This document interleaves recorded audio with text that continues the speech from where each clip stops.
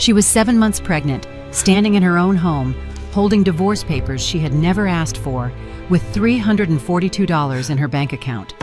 Her husband was in a hotel suite across town with another woman. His mother had quietly purchased her attorney's law firm 6 weeks earlier. Her medical records had been requested without her consent. And the prenuptial agreement she had signed 8 years ago in good faith contained a single clause on page 47 that had just frozen every account with her name on it. She had nothing, except the one thing they had all forgotten about: her mind. Because before she was a wife, before she was a society hostess, before she learned to arrange flowers and manage caterers and smile at charity galas, Evelyn Hartwell was a federal litigation attorney who once made a hedge fund manager cry in a deposition. And the people who had spent 14 months dismantling her life were about to find out exactly who they had been dealing with. This is not a story about a woman who was destroyed. This is a story about a woman who waited until she understood the entire battlefield before she moved. Stay with us, because the moment she fights back will be the most satisfying thing you hear all week. Lesson statement. The most dangerous person in any room is not the loudest one. It is the one who has been quietly paying attention. Story value and meaning. This story is for every woman who has ever made herself smaller to fit inside someone else's life. For every person who has been counted out at the exact moment they were getting started. Evelyn's journey reminds us that losing everything on the outside does not mean losing yourself, and that the version of you that you set aside for someone else's comfort is still there, waiting, ready, and more capable than you remember. The real victory in this story is not the legal settlement or the collapsed empire. It is the moment Evelyn stopped reacting and started deciding. That moment is available to all of us, in our own lives, in our own ways, on our own Tuesday. If this story stayed with you, if any part of Evelyn's fight felt familiar, or if you simply love a story where the right person wins in the end, take 1 second right now and hit that like button. It costs you nothing, and it tells us that stories like this one matter to you. Drop a comment and tell us, at what moment did you know Evelyn was going to win? We read every single one. Share this with one person in your life who needs to hear a story about starting over and getting it right. You never know who is sitting in their own $342 moment and needs to be reminded that the Wednesday always comes. And if you are new here, subscribe to this channel and ring the notification bell, because we bring you stories like this one every week. Stories about real strength, real stakes, and the kind of endings that remind you why it is always worth fighting for yourself. We will see you in the next one. The nursery smelled like fresh paint and lavender. Evelyn Hartwell stood in the doorway of the room she had spent 3 months designing, one hand resting on the doorframe, the other pressed flat against the curve of her 7-month belly. The walls were a soft sage green. The crib was white oak, ordered from a small craftsman in Vermont who had a 6-week waiting list. The mobile above it was made of tiny hand-painted wooden birds, each one a different species that actually lived in Connecticut: a cardinal, a blue jay, a chickadee, a small, fierce-looking hawk that the craftsman had thrown in as a bonus. She had chosen every single detail herself. Carter had said, during the one conversation about the nursery he had stayed present for, that she should just hire a decorator, that it would be easier, that she had enough on her plate. Evelyn had smiled and said she wanted to do it herself. What she had not said was that she needed to do it herself. That somewhere in the exhausting, nauseating, breathtaking experience of growing a human being, the nursery had become the one thing in her life that was entirely, uncomplicatedly hers. She was 34 years old. She had graduated second in her class at Georgetown Law. She had spent 4 years as a litigation associate at one of the most respected firms in New York, where she had made a partner-track hedge fund manager cry during a deposition over a real estate fraud case. She had been, by every professional measure, formidable. Then she had met Carter Hartwell at a charity auction, and somewhere between the champagne and the paddle raising, and the way he looked at her like she was the only person in a room full of beautiful people. She had made a choice. She had chosen him. She had chosen this life. The Connecticut estate, the charity boards, the careful, gracious management of a household that ran like a small corporation. She did not regret it. She wanted to be clear about that, even in her own internal accounting. She had loved Carter. She had loved the life they were building. She had simply, somewhere along the way, stopped being Evelyn the attorney and become Evelyn the wife. And the transition had been so gradual, so cushioned by comfort and affection and the genuine belief that she was happy, that she had not noticed how much of herself she had quietly set aside. Her phone buzzed on the windowsill. It was her best friend, Lauren. She answered on the second ring.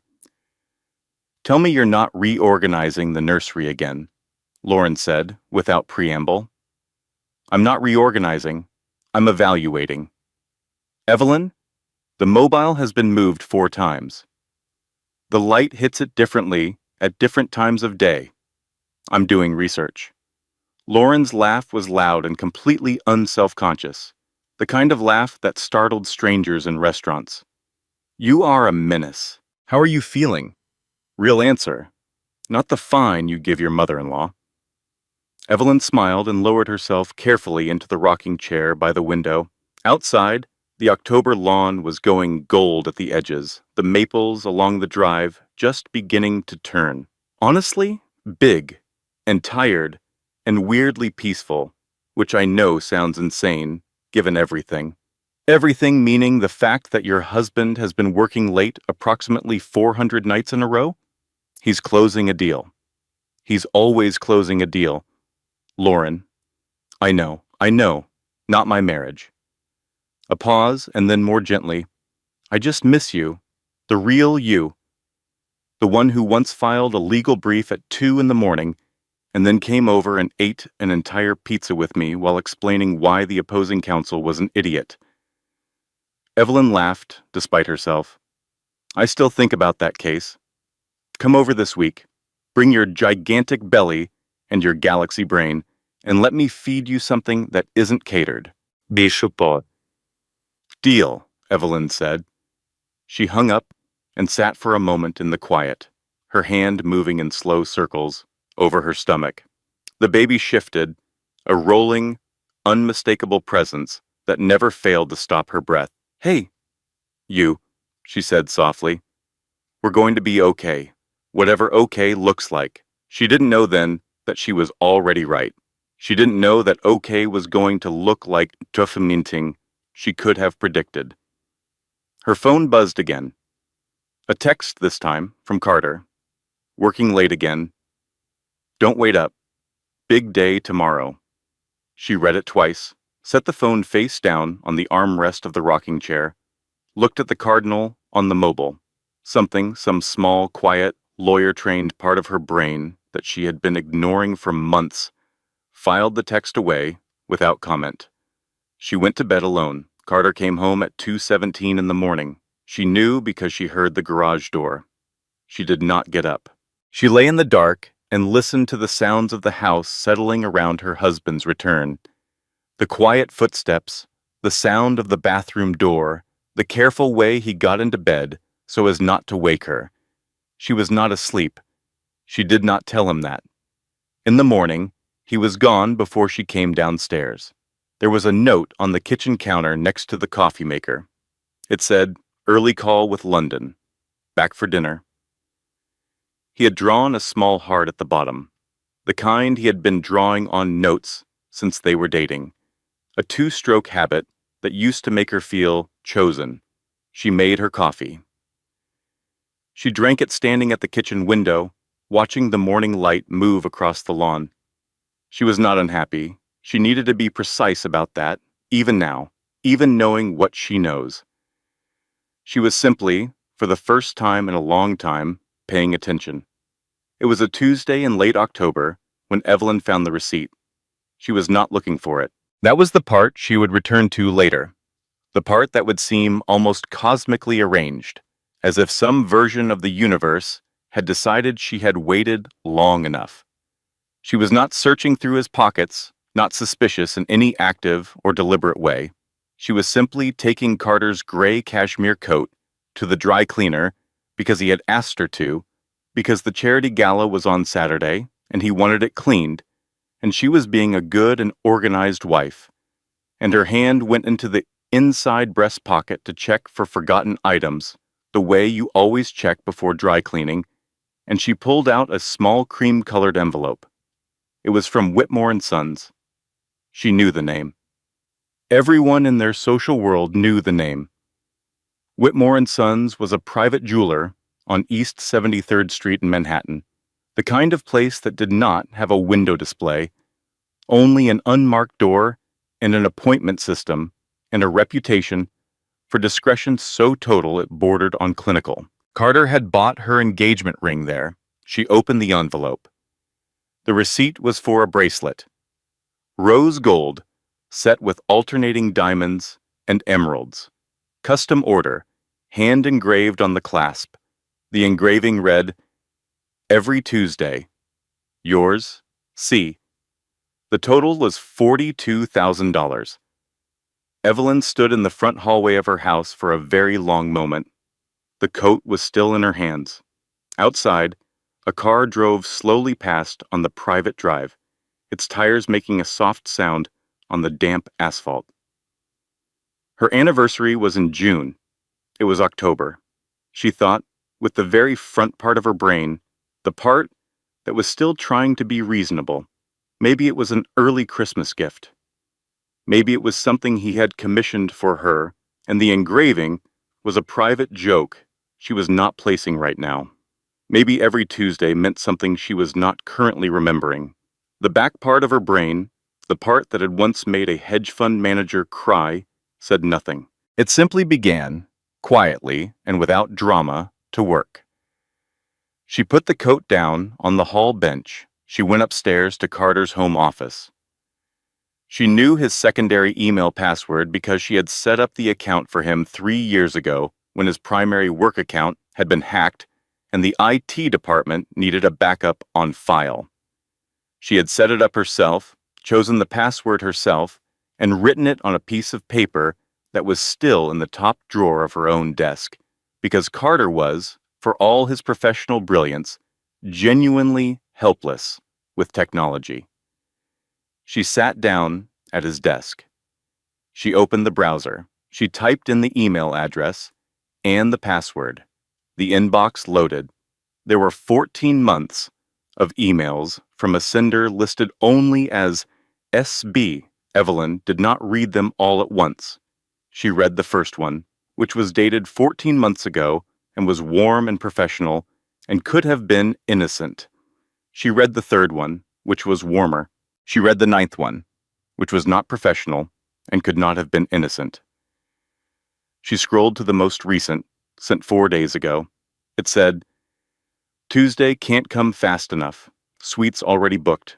I've been thinking about you every minute of every terrible board meeting. Also, I think your mother suspects something. Be careful. Love you, S." There was a photo attached. Evelyn closed the browser.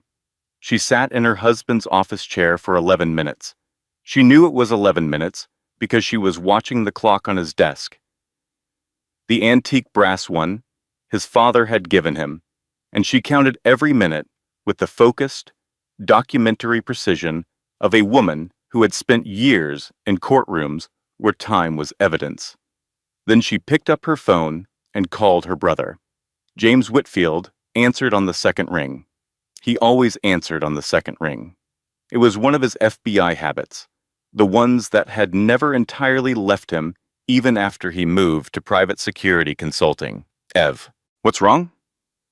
It was not a question. It never was with James. "I need you to come to Connecticut," she said. Her voice was very steady. She would be proud of that later. "I need you to come tonight if you can. And I need you to bring your brain." A pause. "I'm on the 7 o'clock. She went downstairs and made dinner. She made Carter's favorite, roasted chicken with herbs from the garden, roasted potatoes, a green salad with the lemon dressing he liked.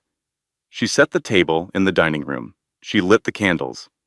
She was, by the time Carter came through the door at 7:45, smelling faintly of a perfume that was not hers, completely composed.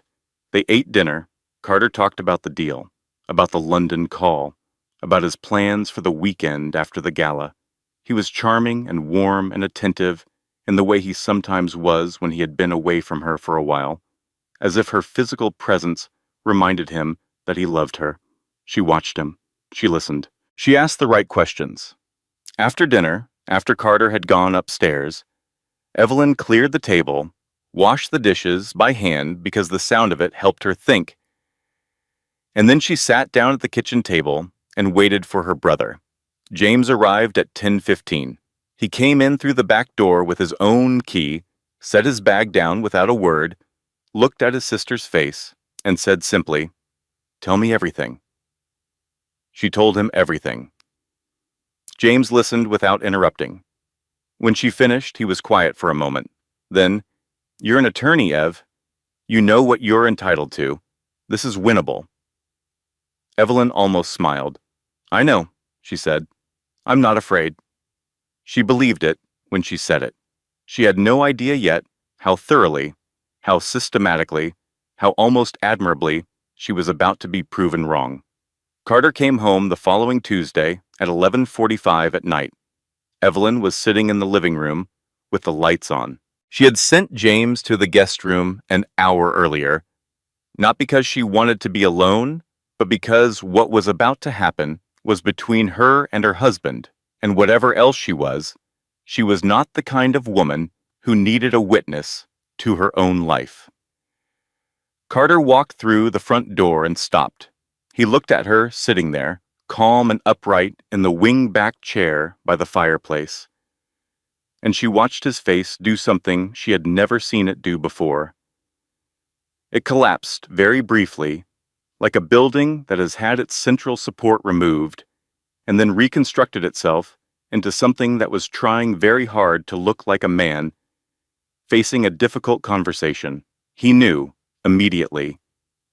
She did not know how, but he knew. "Evelyn," he started. "Don't," she said. Her voice was quiet and even. "Don't do the script. I've read the emails, Carter. All 14 months of them. I know her name. I know what she calls you. I know about Suite 28 at the Carlisle. And I know about the bracelet. Every Tuesday. That's quite a dedication." He sat down heavily on the couch across from her. He put his face in his hands for a moment. Then he looked up, and she saw something she had not expected, genuine shame, not the performance of shame, the real thing. "I'm sorry," he said. "I know you are," she said. "I also know it doesn't change anything. Evelyn, if we could just talk, if we could begin. I think we should take some time apart," she said. The words landed strangely, because they were his words, the ones she had anticipated him saying, and she had decided to say them first. She watched him recognize this, watched something shift behind his eyes.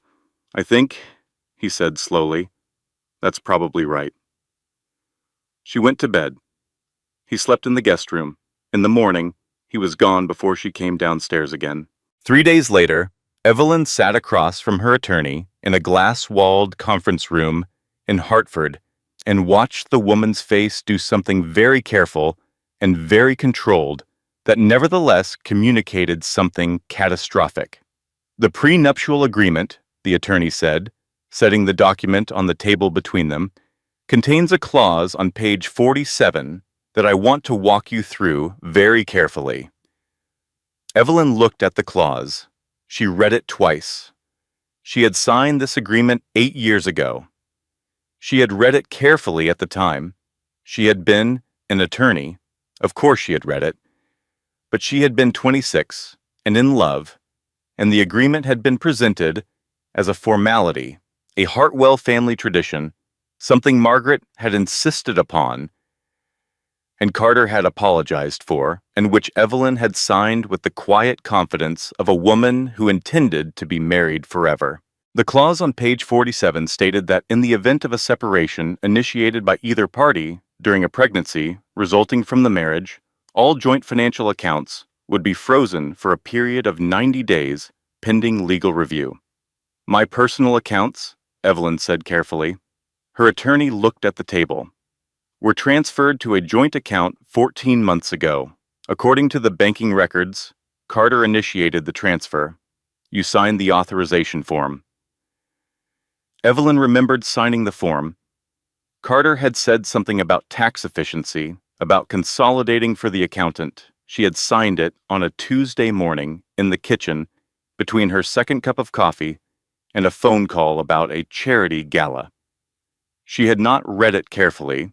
She was an attorney. She had not read it carefully. How much is in my personal accounts currently? She said. It was not really a question.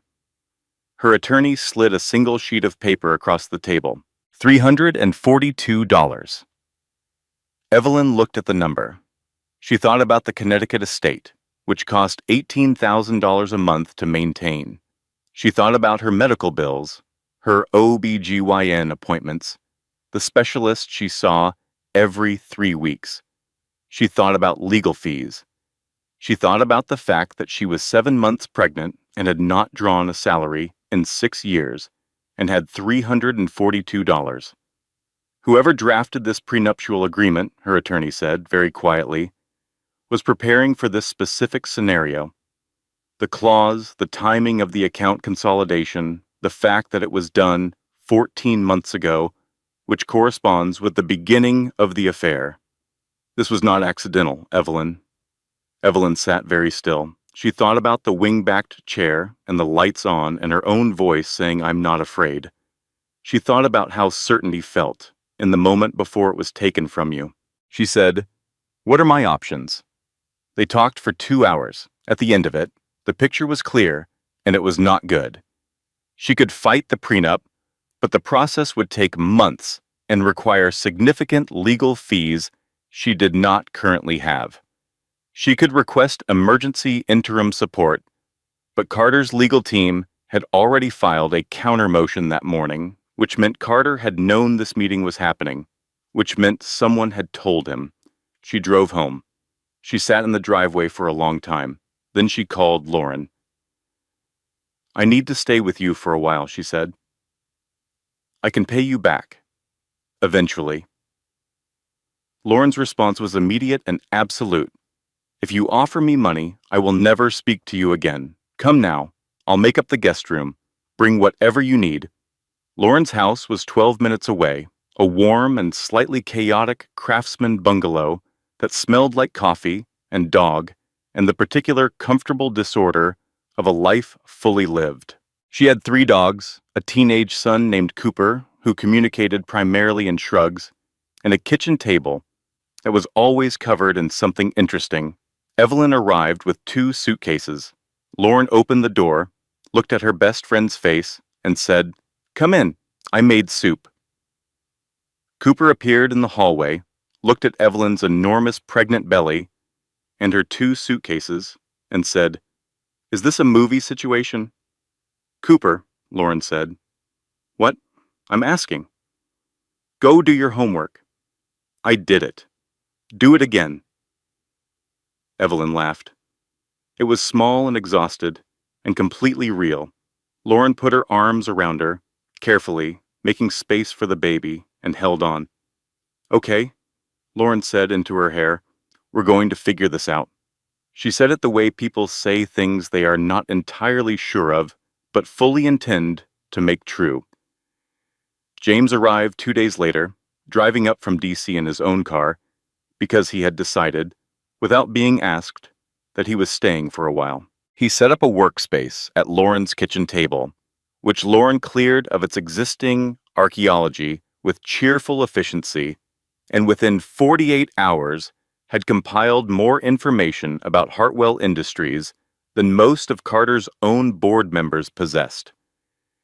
Evelyn sat across from him on a Thursday morning, her hands wrapped around a mug of decaf, and listened. "The Hartwell Foundation," James began, setting a printed document in front of her, donated $1.8 million to a land preservation trust in Virginia 18 months ago. The Virginia Greenway Conservation Alliance, registered nonprofit, legitimate on paper. I know about the donation, Evelyn said. Carter mentioned it at the foundation board meeting. Environmental philanthropy, good optics. The land they were preserving, James said, was sold 6 weeks later to a shell company registered in Delaware. Shell company exists, on paper only, no physical address, no employees. The assets were transferred from the shell company to a second entity registered in the Cayman Islands. Evelyn set down her mug. $22 million, James said. The foundation donated 1.8. The land sold for 22. The difference represents the appreciated value of land that had been quietly rezoned for commercial development 3 months before the donation, which means someone knew about the rezoning before it was public record, which means someone had either access to or influence over the County Planning Commission. That's fraud, Evelyn said. That is absolutely fraud, federal, because it involves a registered nonprofit and interstate financial transfers. Lauren appeared in the doorway with a plate of toast. She set it on the table, looked at the documents, and said, "Should I not be hearing this?" "You're fine," James said, taking a piece of toast without looking up. "Okay," continuing to not hear anything. She retreated to the living room. Evelyn looked at her brother. "This is Carter. This is the Hartwell family structure. Carter's name is on the foundation board, yes, but the donation was authorized by the board chair." He slid another document across the table.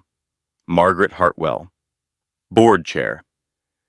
Sole signatory authority on donations exceeding $1 million, a provision she had installed in the foundation bylaws 4 years ago.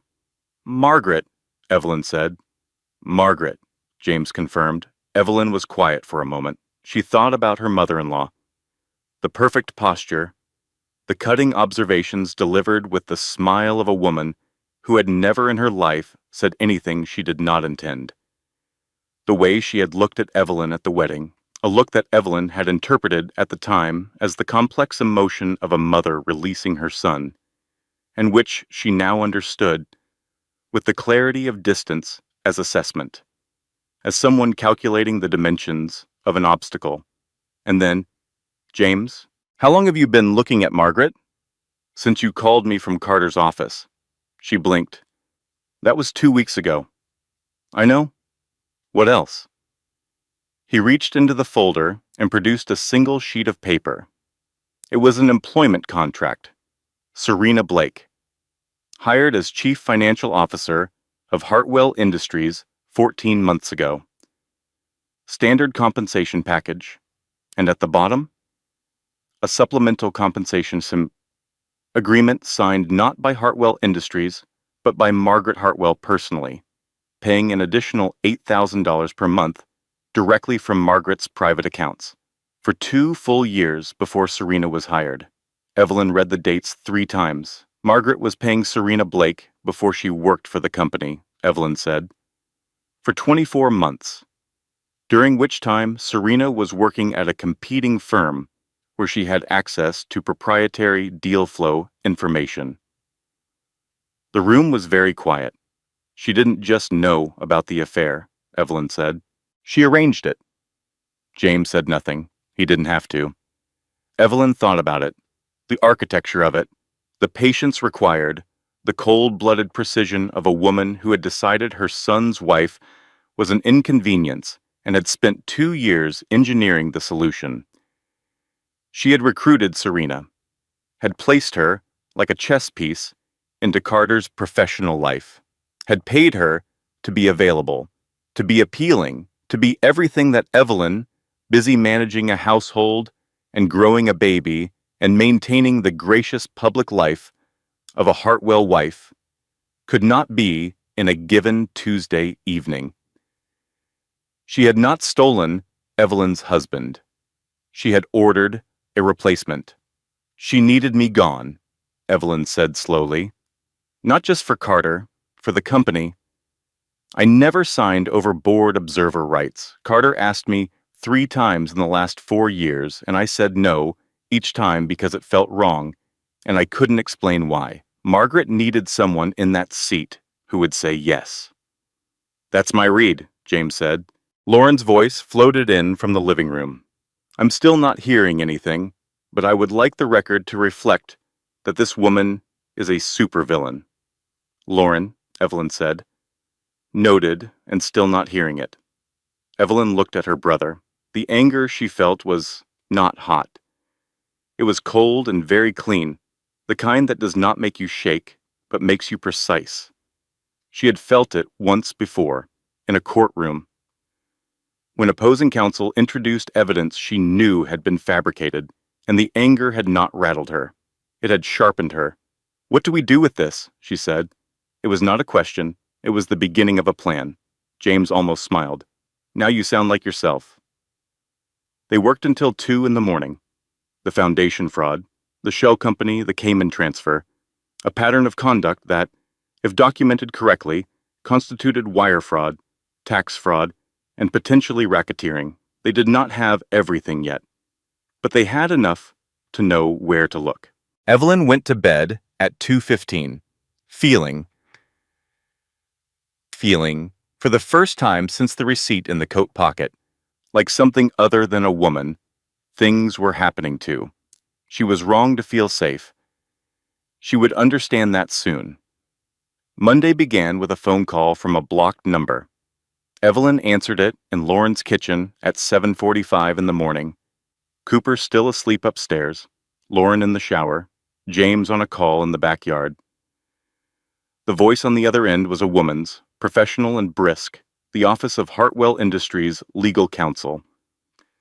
Calling to inform Evelyn that a petition for emergency custody determination had been filed in Hartford Family Court that morning, requesting that primary physical custody of the unborn child be awarded to Carter Hartwell, pending a formal custody evaluation.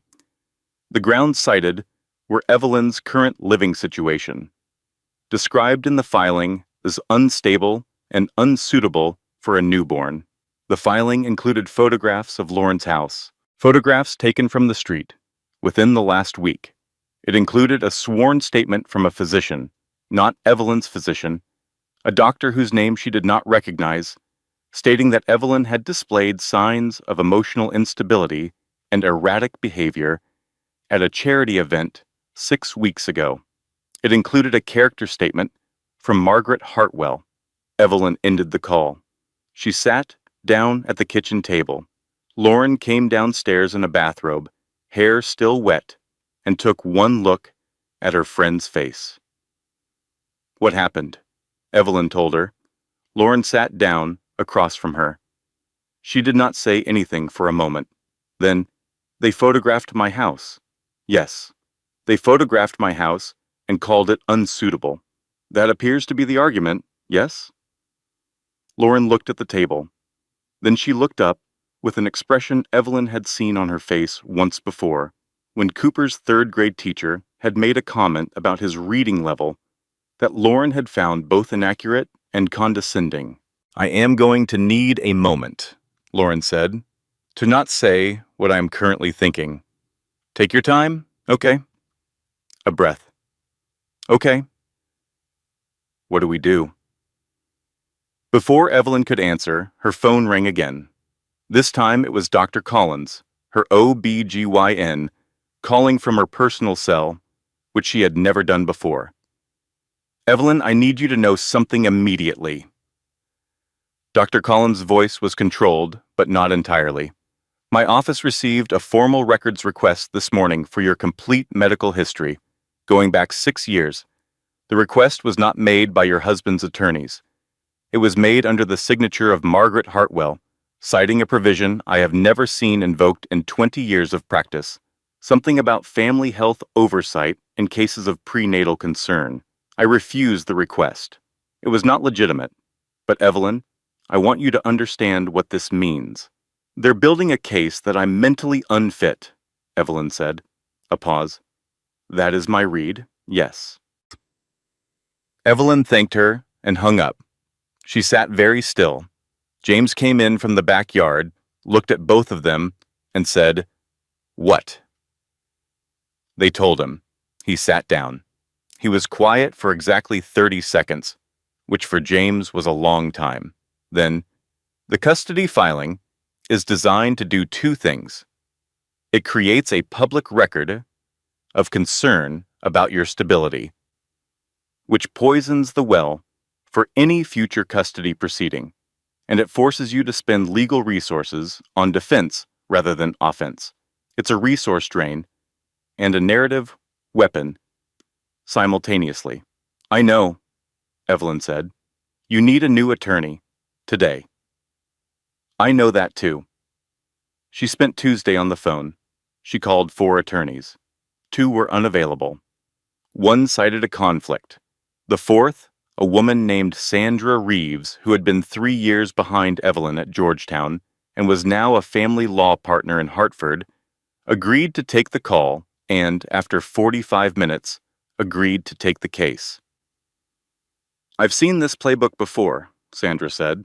"Not this elaborate, but the bones are familiar. They're trying to make you too busy, too scared, and too broke to be dangerous. We're going to make them regret that strategy." Evelyn felt something loosen slightly in her chest. Wednesday was the mediation. Sandra had arranged an emergency mediation session to address the custody filing, arguing that the filing was retaliatory and the grounds were fabricated. Carter's legal team had agreed to attend, which Sandra had said was a good sign, a willingness to negotiate. It was not a good sign.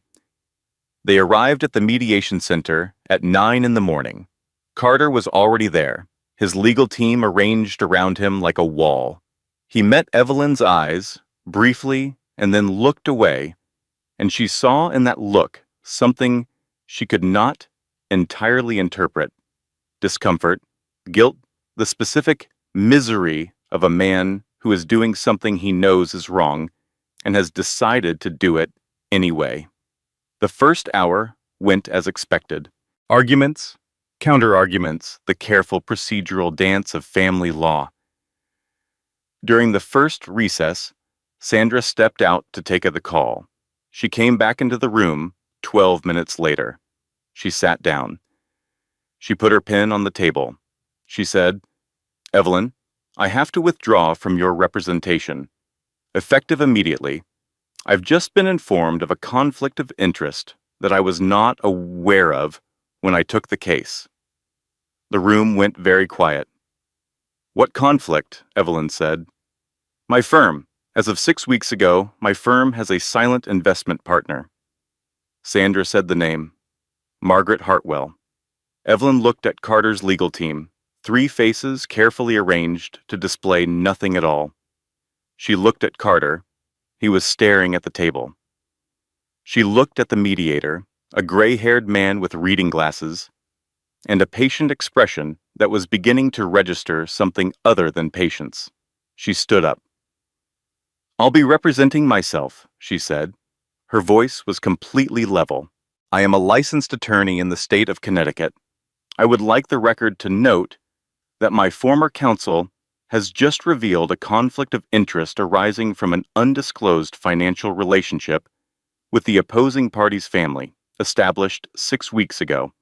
I am requesting a formal investigation into this conflict and a continuance to a new date." The mediator looked at Carter's team, then at Evelyn. Then he removed his reading glasses and set them on the table. "Mrs. Hartwell," he said slowly, "I'm going to grant the continuance." Evelyn nodded once. She picked up her folder. She walked out of the conference room, down the corridor, through the glass doors, and into the women's restroom at the end of the hall. She made it to the wall before her legs stopped working properly. She stood there, her back against the cool tile, both hands pressed flat against the surface, breathing. In, out, in. The fluorescent light hummed above her. A faucet dripped somewhere. She was 7 months pregnant. She had $342. She had no attorney. She had a custody filing against her and a medical records request and a mother-in-law who had just demonstrated that her reach extended inside the legal firms of Hartford, Connecticut. She breathed. She pushed off from the wall. She washed her hands. She went back out to the parking lot where James was waiting beside her car, having watched all of it through the glass doors with an expression so controlled it was almost frightening. She bought Sandra's firm, Evelyn said. I know. 6 weeks ago. I know. She knew we'd need a family law attorney. She preemptively bought the conflict. Ev? What? Get in the car. She got in the car. That night, she woke at 2 a.m. with contractions. The contractions were not regular. That was what she told herself as she lay in Lauren's guest room, counting the seconds between them. The familiar, focused calm of a woman who has spent 6 years managing everything, refusing to yield even now to simple panic. They were irregular. Probably Braxton Hicks. Probably stress-induced. She was a reasonable person, and she would monitor the situation, and if they became regular, she would call Dr. Collins. And there was no reason to wake anyone at 2:15 in the morning over probably Braxton Hicks contractions. By 2:47, they were 6 minutes apart. She called Dr. Collins. James drove her to the hospital. Lauren came because Lauren would not be told not to come. She put it very simply. Try to stop me. Go ahead. I'll wait. The ER at Hartford Hospital was harshly lit and smelled like industrial cleaner, and the particular anxiety of 100 waiting stories. A nurse took her back within 10 minutes, attached monitors, took her blood pressure, asked the standard questions with professional efficiency. The on-call OB came in, reviewed the readings, ordered an ultrasound. 47 minutes passed, during which Evelyn was alone in the room. She knew James and Lauren were in the waiting room. She knew they were 12 steps and a set of double doors away. But the room was very small, and the monitors were very loud, and the ultrasound screen, when the technician came in, showed her son's heartbeat in grainy black and white. 142 beats per minute, steady and completely indifferent to the chaos of his mother's life. And something about that steadiness broke something open in her. She cried, not the controlled, careful, private kind she had been managing since the receipt in the coat pocket. The ugly, voiceless kind, the kind that comes from somewhere below the part of you that manages things, the part that has been waiting patiently behind the competence and the planning and the righteous fury for its moment. The technician, a young woman named Meg, did not say anything. She handed Evelyn a box of tissues and adjusted the monitor angle so Evelyn could see the heartbeat more clearly and continued the scan with quiet, matter-of-fact kindness that Evelyn would remember for the rest of her life. The contractions slowed. By 4 a.m, they had stopped. False alarm, stress-induced. The baby was fine. She was fine. She needed to rest, reduce her stress levels. Classic advice delivered by the on-call OB with the gentle, slightly helpless look of a doctor who knows perfectly well that telling someone in crisis to reduce stress is both correct and essentially useless. Doctor. Collins arrived at 4:30, off-duty, in her coat, having been called by the on-call team as a courtesy. She sat in the chair beside Evelyn's bed, and they talked for a long time. Tell me what happened today, Dr. Collins said. Not the medical version, the real version. Evelyn told her. All of it. The mediation, Sandra, Margaret, the wall in the bathroom. Dr. Collins listened. She was a small woman in her 50s, with reading glasses she wore on a chain, and the specific, hard-won calm of someone who had sat with people in the worst moments of their lives for a long time. You need to stop carrying this alone, she said when Evelyn finished. Who in your life actually has your back? My brother, and my best friend who owns 3 insane dogs. Dr. Collins almost smiled. Then let them carry some of it. You're not failing by needing help. Evelyn, you are not weaker for being in this room right now. You are a woman under extraordinary pressure doing something physiologically extraordinary. And the fact that your body stopped you tonight was not a breakdown. It was information. Your body told you something. Are you going to listen? Evelyn was quiet for a moment.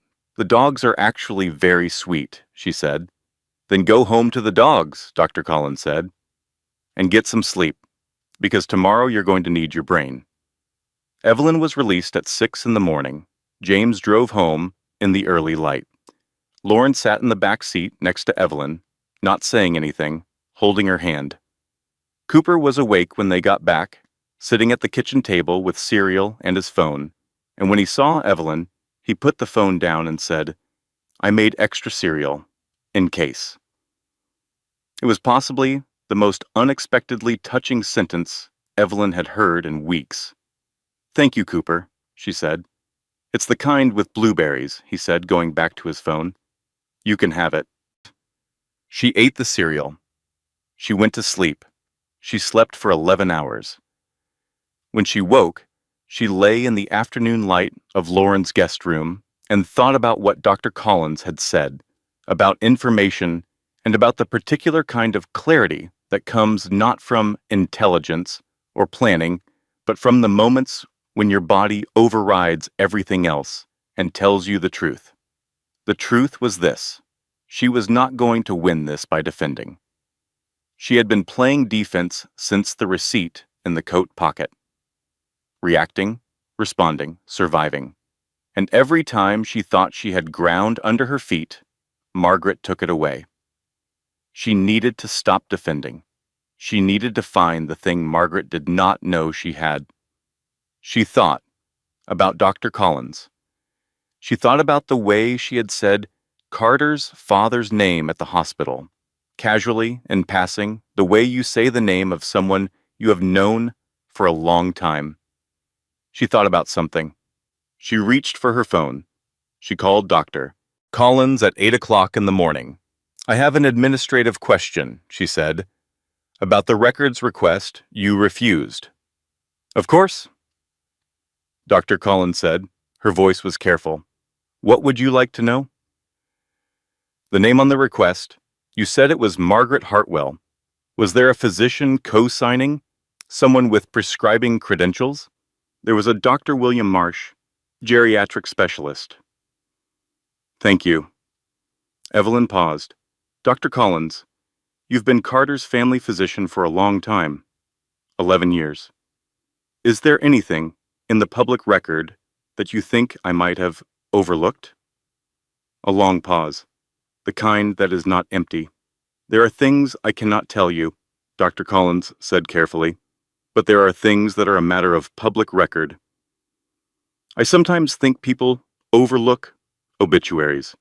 They contain a great deal of information if you read them carefully." She said nothing more. Evelyn thanked her and hung up. She searched for the obituary of Richard Hartwell, Carter's father, who had died 4 years ago. She had attended the funeral. She had stood beside Carter at the graveside and held his hand and felt genuinely sad for him, because Carter's grief had seemed genuine, had seemed like the one thing in those weeks that was entirely real. The obituary was 2 columns in the Hartford Courant. She had read it at the time. She read it again now. The 3rd paragraph mentioned a long private illness and requested memorial donations to the Connecticut Neurological Research Institute, specializing in early onset cognitive disorders. She searched Dr. William Marsh, geriatric specialist, board certified in neurology with a subspecialty in cognitive decline assessment. She called James, Carter's father, she said, before he died. "I need everything you can find about his medical situation, his mental capacity, and specifically anything related to document signings in the last 18 months of his life. James was quiet for a moment. What are you thinking? I'm thinking about the board control transfer. The moment Margaret became the sole executive decision-maker for Hartwell Industries. When exactly did that happen? I can find out. I think it happened while Richard was sick. I think it happened at a point when a neurologist might have something to say about his capacity to sign documents. Another pause. Then, give me 4 hours. He called back in 3. The board control transfer had occurred 22 months before Richard Hartwell's death, executed via a comprehensive power of attorney document that Richard had signed, granting Margaret sole executive authority over all business assets. James had contacted a trust and estates attorney in D.C., a colleague, off the record, who had reviewed the document and the timeline. Richard Hartwell, James said, was diagnosed with early-onset cognitive decline 14 months before that document was signed. His own physician at the time, now retired, made a note in Richard's file, a private file, that he had concerns about Richard's capacity for complex financial decisions. That note was never acted on, but it exists. And our attorney friend in D.C. believes that if 3 independent neurologists reviewed the timeline and the medical history, there is a substantial argument that Richard lacked legal capacity when he signed that power of attorney. Which means, Evelyn said slowly, which means Margaret's authority over Hartwell Industries is built on a document that may not be legally valid, which means the board control she has exercised for 22 months, including the foundation donations, the land deals, the fraud, all of it was executed under authority she may not have legitimately possessed. The silence stretched. She's not just a villain, Evelyn said. She's a fraudulent executive. The whole thing may constitute elder abuse, James said, which is a state crime in Connecticut, a federal offense if it involves financial exploitation across state lines, and which triggers mandatory reporting requirements for medical professionals who become aware of it. Dr. Collins, Evelyn said. Dr. Collins, James confirmed. Evelyn sat with the weight of it for a moment. It was enormous. It was also, she recognized with the cool precision of a woman who had spent years building cases, almost airtight. I need to talk to Serena Blake, she said. James went quiet. Ev? I know, but she has been in every board meeting for 14 months. She has seen everything Margaret has done. And right now, she thinks she's Carter's future. She doesn't know what Margaret does with pieces when they're no longer useful. What are you going to say to her? The truth, Evelyn said. I'm going to tell her the truth and see if she's smart enough to understand it. She had Serena's personal cell from Carter's secondary email, a number sent in a message 8 months ago with the casual intimacy of people sharing a private world. She dialed it on a Thursday afternoon. It rang 4 times. She was composing the voicemail in her head when the line clicked open. Hello? Serena's voice was cautious, controlled, the voice of someone who has been expecting an unpleasant call and has prepared for it. This is Evelyn Hartwell, Evelyn said. A silence, then. I know who you are. I imagine so. I'd like to talk to you. Not about Carter, about Margaret. Another silence, longer. Why would I talk to you about anything? Because, Evelyn said, Margaret Hartwell just began interviewing for your replacement.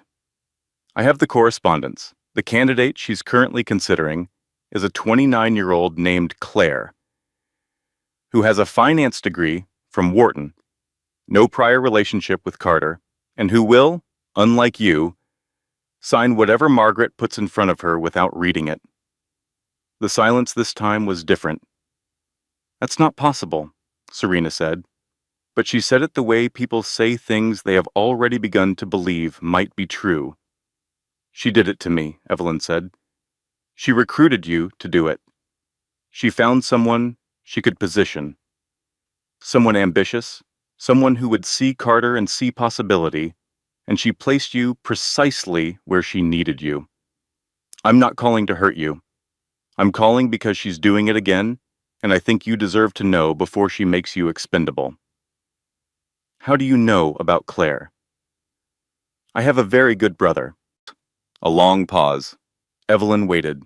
She told me, Serena said, very quietly, that you were difficult, that Carter was miserable. She showed me emails, messages that she said Carter had sent to a friend describing the marriage. I believed them. I thought I was helping him. She wrote them herself, Evelyn said. Or had someone write them? It's consistent with her method. Another long pause. The board meetings, Serena said, and her voice had shifted, was moving towards something like resolution. She runs them through Carter. Every decision, every vote, she feeds him the language in advance. He thinks it's advice. It's dictation. And the foundation, the Virginia land donation, I raised a concern about the accounting 6 months ago. She told me the numbers were correct and suggested that I might want to focus on my core responsibilities. Would you testify to that? Yes, Serena said. Then, with something that might have been rueful, she's already replacing me. What do I have to lose? A pause. I'm sorry, Serena said, for what I did. I didn't know the whole picture. That doesn't excuse it, but it's true. Evelyn was quiet for a moment. I know, she said. It was not absolution, but it was not nothing. After she hung up, she sat at Lauren's kitchen table and looked at her hands. Lauren appeared from the direction of the living room with a cup of tea she hadn't asked for and a look on her face that was trying to be neutral. I wasn't listening, she said. I was in the other room reading. Lauren, I may have heard some things. Lauren, she's going to testify? It appears so. Lauren sat down. She wrapped both hands around her own mug. Character development, she said quietly. For both of us, Evelyn said. Lauren looked at her. You knew she wasn't purely the villain. I knew Margaret needed someone who would say yes. Serena just didn't know she was the weapon. How are you so calm about this? Evelyn thought about it. I'm not calm, she said. I'm clear. They're different. James came in from the backyard a few minutes later. He took one look at both of them and said, She said yes. She said yes, Evelyn confirmed. James sat down. He put his hands flat on the table. Okay, he said. Then we file everything tomorrow. They filed on a Friday morning, 3 simultaneous legal actions. Time to land before the courthouse closed for the weekend so that Carter's team would have the minimum possible time to respond before Monday. The first, a challenge to the prenuptial agreement, citing fraud in the inducement, specifically the clause on page 47, which Evelyn's new co-counsel, a trust litigation specialist James had located, argued had been deliberately obscured during the signing process and constituted a material misrepresentation. The second, a civil complaint against Margaret Hartwell personally, citing the Virginia land fraud, the elder abuse in the procurement of Richard Hartwell's power of attorney, and the deliberate interference with Evelyn's legal representation through the undisclosed purchase of Sandra Reeves's firm. The third, a formal referral to the Connecticut Attorney General's office and the Federal Department of Justice, filed by James in his capacity as a private citizen with evidence of financial crimes, including wire fraud, tax fraud, and the exploitation of a vulnerable adult. Serena's sworn affidavit was attached to all 3. The referral letter included the encrypted copies of the foundation documents, the shell company records, and the bank transfer records James had spent 2 weeks compiling. It also included the neurologist's assessment of Richard Hartwell's cognitive capacity, obtained legally from the retired physician's records through a process that had taken James 6 days and which Evelyn would not ask him to explain in detail. By Monday morning, the board of Hartwell Industries had been informed by their outside legal counsel that a federal investigation was a realistic possibility and that Margaret Hartwell's executive authority was the subject of a legal challenge. By Tuesday, 3 board members had contacted Evelyn's legal team, independently and without consulting each other, to offer cooperation. By Wednesday, Margaret's own attorney issued a statement that said, in 4 carefully constructed sentences, essentially nothing. Carter called on Wednesday evening. Evelyn almost did not answer. Then she did. "I need to tell you something," he said. He sounded like a man who had not slept in 4 days, which was probably accurate. "I didn't know about my father, about the power of attorney. She told me he agreed to everything. That it was his idea, the transition, the restructuring. I never questioned it because she's my mother, and I thought she was protecting the company for me." A long pause. "I should have questioned it." Evelyn said nothing. "I know that's not enough," Carter said. "I know I've said things that aren't enough. I just want you to know that I'm not going to fight you anymore. Whatever you need, the estate, the custody arrangement, whatever you and your attorneys say is fair, I'll sign it." "Why?" Evelyn said, not accusatory, genuinely asking. Another pause. "Because she's my mother," he said. "And she did this. And if I don't stop being her instrument, I'll spend my whole life being the thing she built instead of being my son's father." His voice cracked slightly on the last sentence. "He deserves a father, not a Hartwell piece." Evelyn thought about many things. "Shushum. Carter," she said finally, "get a therapist. A real one, not one Margaret recommends. And show up for your son. Everything else is paperwork." She hung up. Lauren was in the doorway. "How do you feel?" Lauren asked. Evelyn considered the question honestly. "Like something very heavy has been put down," she said. "And I'm not sure yet what I look like without it." "You look," Lauren said carefully, "like yourself. The Georgetown version. The federal court version." A pause. "The version that made that hedge fund guy cry." "That was a good deposition," Evelyn said. "It was a great deposition," Lauren said firmly. "Do you want soup?" "I want soup," Evelyn said. Margaret Hartwell resigned from the board of Hartwell Industries the following Monday, citing health concerns. The resignation was accepted unanimously. The Connecticut Attorney General's office opened a formal investigation. The federal referral was acknowledged by the Department of Justice in a letter that said only that the matter had been received and would be reviewed, which James said was exactly what you wanted such a letter to say. The prenuptial challenge was settled out of court within 3 weeks. Carter's attorneys, without Margaret directing them, moved efficiently and without combativeness toward resolution. The custody filing was withdrawn. The delivery was on a Tuesday. Evelyn had always known it would be a Tuesday. She did not say this to anyone because it sounded like magical thinking, and she was not a woman who indulged in magical thinking.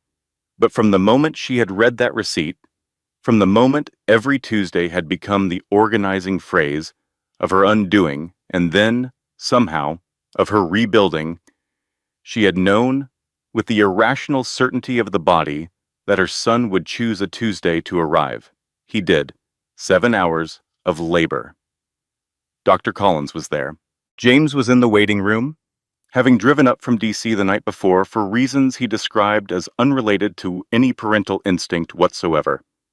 Lauren was also in the waiting room, having brought snacks, a book she did not read, and Cooper, who sat with his phone and periodically asked if anything had happened yet. Oliver Richard Hartwell was born at 4:52 in the afternoon. 6 pounds, 11 ounces. A full head of dark hair. A face that was still doing the preliminary work of deciding what face it intended to be, the way newborns have. That particular liquid, unformed quality of someone who has just arrived and is still loading.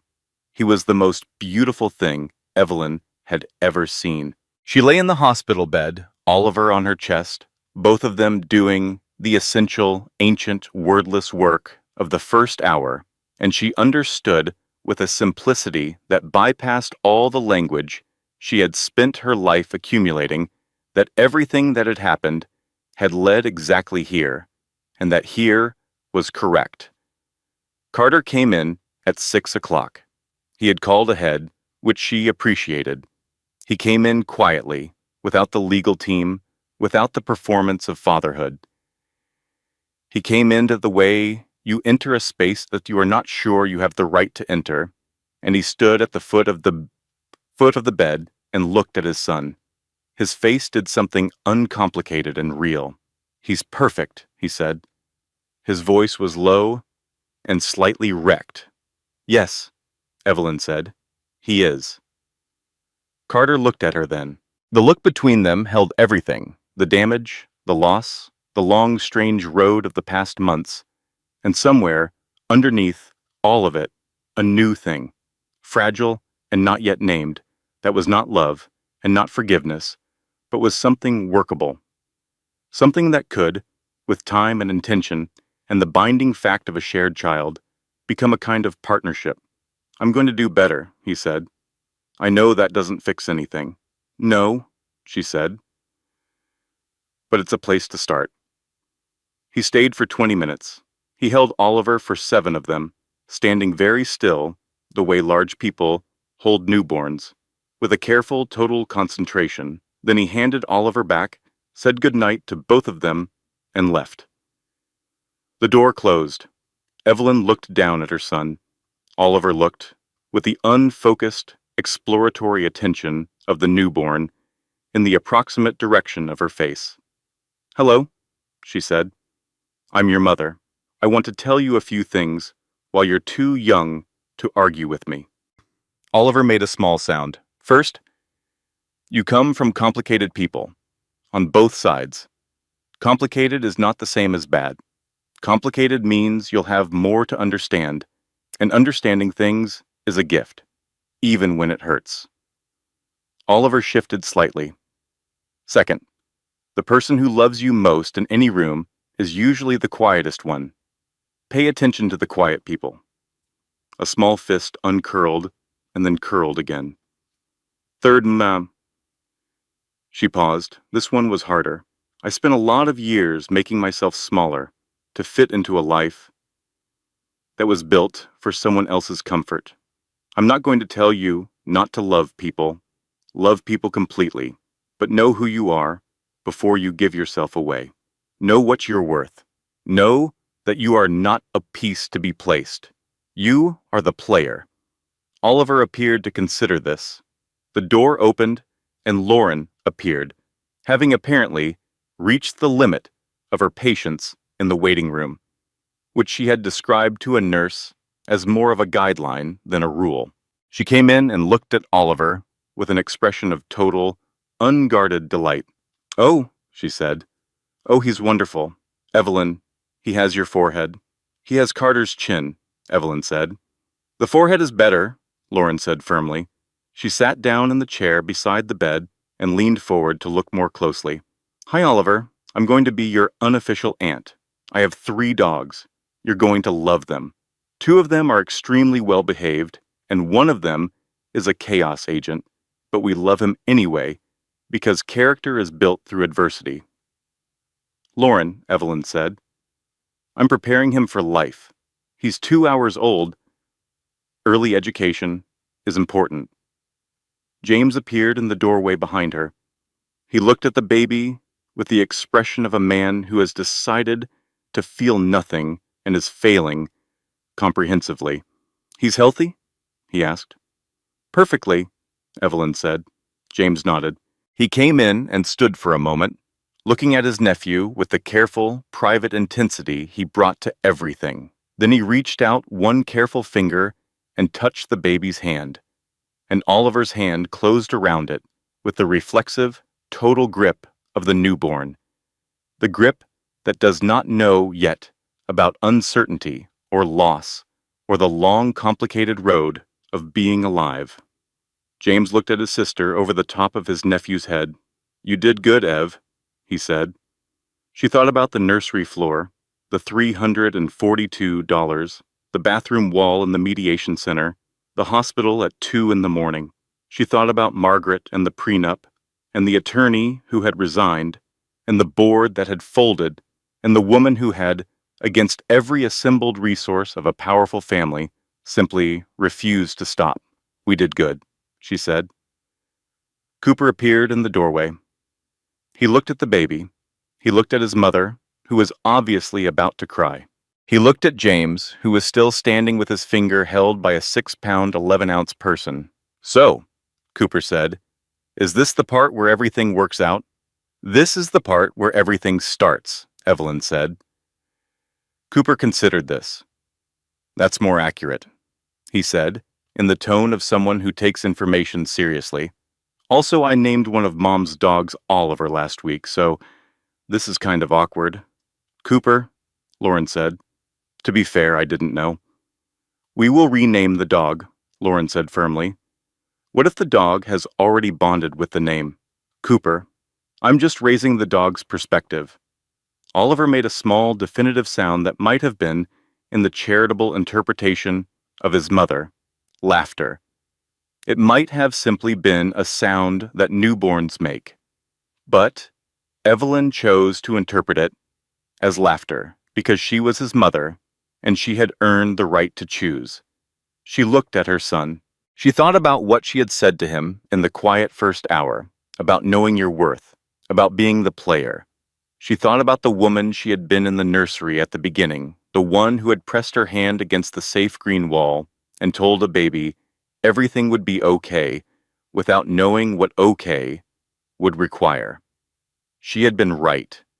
She had simply underestimated the cost. And she had underestimated herself. 6 months later, she went back to law, not to a firm.